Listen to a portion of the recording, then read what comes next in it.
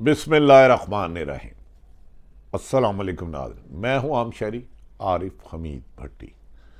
ناظرین، پاکستان میں جو اس وقت لا قانونیت کی لہر چلائی جا رہی ہے، سچ کہنے پر پابندی، ظلم کرنے والوں کی عزت، حرام کمانے والے قابل احترام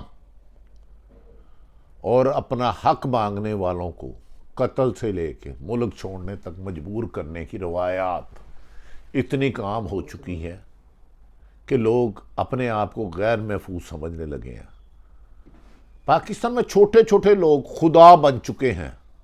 وہ کسی بھی روم میں ہیں، طاقت انہیں ملتی ہے، وہ کہتے ہیں ہم سے اختلاف کرنے والے ملک دشمن ہیں، ہم سے اختلاف کرنے والے پاکستان کے ساتھ انسین نہیں۔ خدارا، انسان اشرف المخلوق ہے۔ اگر آپ کو کسی نے حاکم وقت بنایا ہے تو یہ آزمائش ہے، کسی سرکاری ادارے میں طاقت دی ہے تو اس کا آپ کو روز حشر والے دن حساب دینا ہے۔ آج کل جو خبریں آ رہی ہیں بڑی سنگین قسم کی آ رہی ہیں۔ کبھی آ رہا ہے کہ اسرائیل کو تسلیم کیا جا رہا ہے، پاکستان کا کوئی ڈیلیگیشن وہاں گیا ہے۔ کبھی آتا ہے کہ پاکستان میں جمہوریت خطرے میں ہے۔ اداروں کے بارے میں بات کریں تو ادارے خطرے میں آ جاتے ہیں۔ صحافت کے بارے میں بات کریں تو آزادی صحافت خطرے میں آ جاتی ہے، جبکہ پاکستان میں انسان خطرے میں ہے، پاکستان میں سچ خطرے میں ہے، پاکستان میں قانون خطرے میں ہے، پاکستان میں آزاد ہے تو ظالم، طاقتور، ڈاکو، حق تلفی کرنے والا، ناجائز طور پر اربوں خربے کمانے والا اور اسپیشل چارٹرڈ پلین پہ اربوں روپے بھیجنے والے محفوظ ہیں۔ شرم اگر تم کو نہیں آتی، کعبے کس منہ سے جاؤ گے؟ ہمیں قانون کی سبق پڑھاتے ہو، تم نے تو پاکستان میں سچ کہنا ہی جرم بنا دیا ہے۔ خیر، سابق وزیر اعظم عمران خان کی اقتدار چھین لی گئی امریکن رجیم لیٹر کے تحت۔ اس کے بعد مختلف مواقع آئے اور عمران خان کی جماعت پر پابندی سے لے کے قتل تک، اور آزادی صحافت پر قدغن لگانے سے لے کے ادارے بند کرنے اور صحافیوں کو ملک چھوڑنے اور دیگر ظالمانہ اقدامات کے بعد بھی کہتے ہیں ہم ٹھیک ہیں۔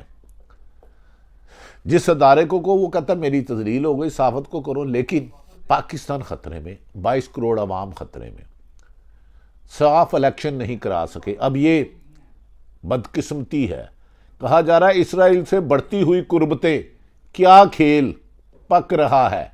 عجیب سی باتیں آ رہی ہیں۔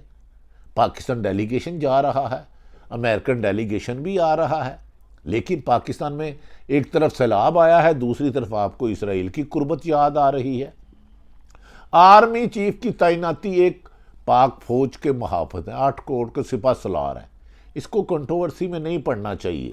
آرمی چیف کی تعیناتی، جو بھی جرنیل ہوگا وہ قابل ہوگا، لیفٹنٹ جنرل کوئی بھی شارٹ کٹ ہوتا ہی نہیں، لیکن ان پر آرمی چیف کی تعیناتی عمران خان ایک اور محاذ پر کھولنے کو تیار، اور ایک نااہل شخص، سزا یافتہ نواز شریف ملک کے آرمی چیف کا فیصلہ کرے گا۔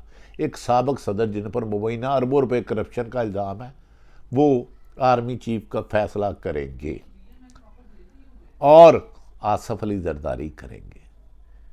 کن کاموں میں پڑ گئے ہو؟ دوسری طرف عمران خان نے چکوال کے جلسے میں کھل کے کہا گمنام کالے آتی ہیں، دھمکیاں دیتے ہیں۔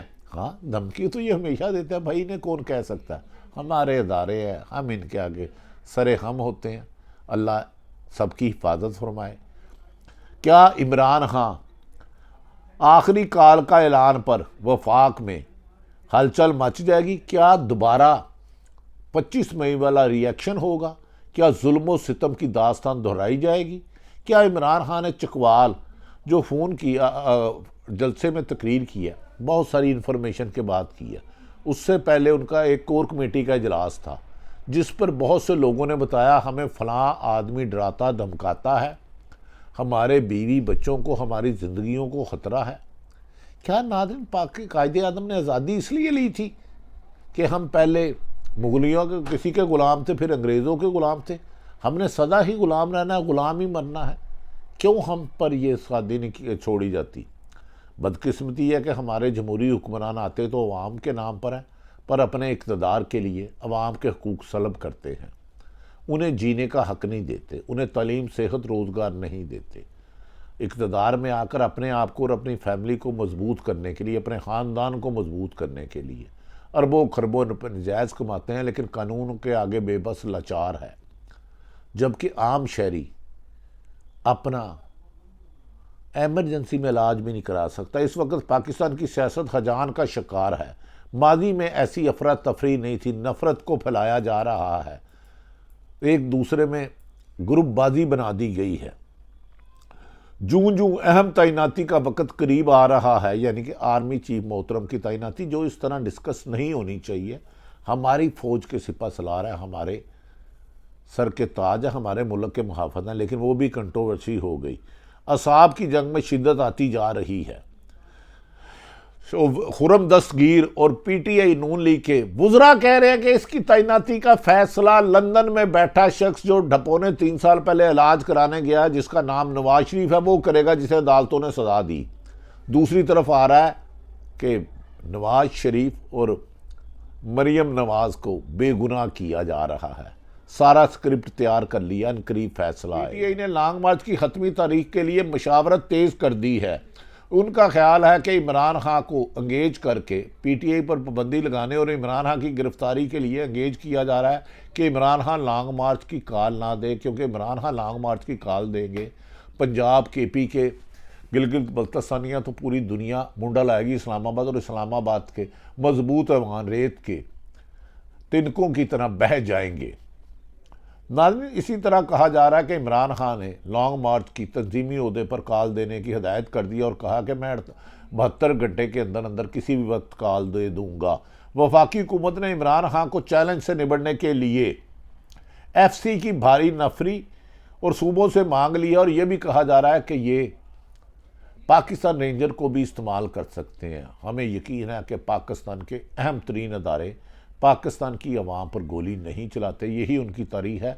ہماری فوج دشمن کے لیے خوف کا نشان اور پاکستان کے عوام کے لیے محبت کا نشان ہے۔ اسلام آباد کے گرد خندقیں کھودنے پر غور کیا جا رہا ہے کہ اگر عمران خان لانگ مارچ کرتے ہیں تو کنٹینر رکھ کے اس میں بجری اور ریت ڈالی جائے گی تاکہ پاکستان کو صوبوں سے اسلام آباد کو کٹ کر دیا جائے۔ پاکستان کا دارالخلافہ ہے۔ خندقیں کھودنے سے لے کے ڈرون مانگنے تک کی دھمکیاں دی جا رہی ہیں، جبکہ سیاست میں پرامن احتجاج جمہوریت کا حسن کہلاتا ہے۔ ناظرین، یہ بھی کہا جا رہا ہے جو مظاہرین آنسو گیس اس سے پہلے 25 مئی کو ایکسپائر آنسو گیس دی تھی، اس سے بھی زہریلی گیس دی جا رہی ہے۔ دوسری طرف جوید لطیف اور مریم اورنگزیب پر مقدمہ ہونے پر وفاقی حکومت نے پنجاب حکومت پر مزید غصہ اس لیے اتارا ہے کہ فوری طور پر وفاقی حکومت نے غلام محمد ڈوگر سی سی پی او لاہور کو سلنڈر کر لیا ہے، جبکہ صابر شاکر، عمران ریاض، سمیع ابراہیم، ڈاکٹر موحد پیرزادہ، ارشد شریف پر سینکڑوں مقدمے درج کرائے گئے، اس پر تو کسی افسر کو سلنڈر نہیں کیا گیا۔ کیا صحافی کسی ماں کا بیٹا نہیں؟ کسی بچوں کا باپ نہیں؟ کیا اس کے پاکستان کے کوئی حقوق نہیں ہیں؟